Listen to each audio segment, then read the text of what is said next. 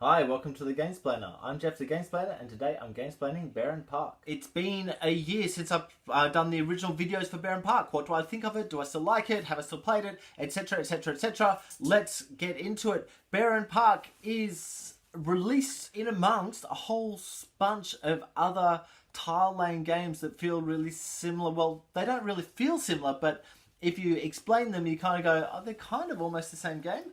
They're not, but they feel it. Uwe Rosenberg is probably the biggest guy when it comes to this tile laying thing, of the polyomino shaped tiles going onto a board. I think that Barenpark is a better game than the Cottage Garden series of games. At least the two I've played so far. The third I'm assuming will be similar in gameplay, so I find this one better than those guys. What's coming up with this game the most is this piece.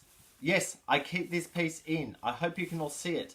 These little bits of cardboard that are triangles in the box when everything in the box is of a right-angled shape and no triangles exist. We even had a conversation about this last night. It's been a little while since anyone's played it. I have played this year, by the way, but it's been a little bit since anyone's played it, but it's still a point of contention as to what that's doing there. And I believe that when it came out, everyone was like, what is that doing there? My instinct on it is that they just had some leftover cardboard, so they thought, oh, I will do some insert.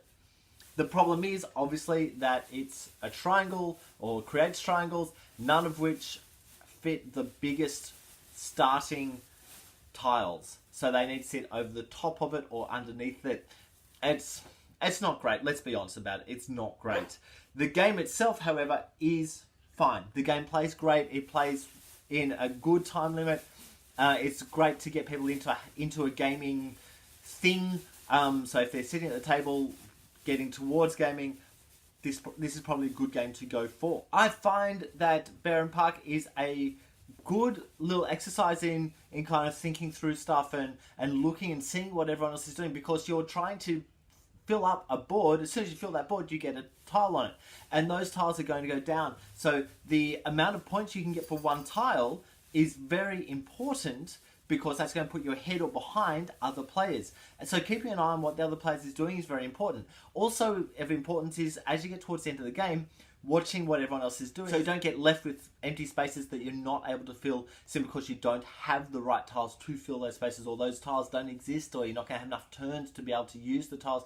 So keeping that in mind and really working towards that. Plus the extra rules of going for a specific type of card and getting them onto the board quicker is actually a really important thing. I find that that's a really good thing to add into the game. I don't play without that anymore. I find that Barenpark in and of itself is a good game. I find that Barenpark, if you put it next to, say, Feast for Odin, which also uses this polyomino tile thing, very different games, hugely, vastly, big difference. Feast for Odin's up here, by the way.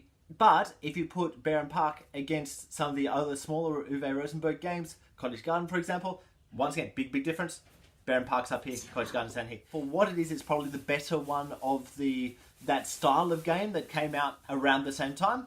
And I like it. I really do think it's a worthwhile game. If I can find a storage solution, that'd be even better. But other than that, I find this is a really good game that goes a really long way to playing really well at the table. Look, I'll leave it there. If you've got any games that you wish to be gamesplayed, please shoot me an email at thegamesplainer@gmail.com.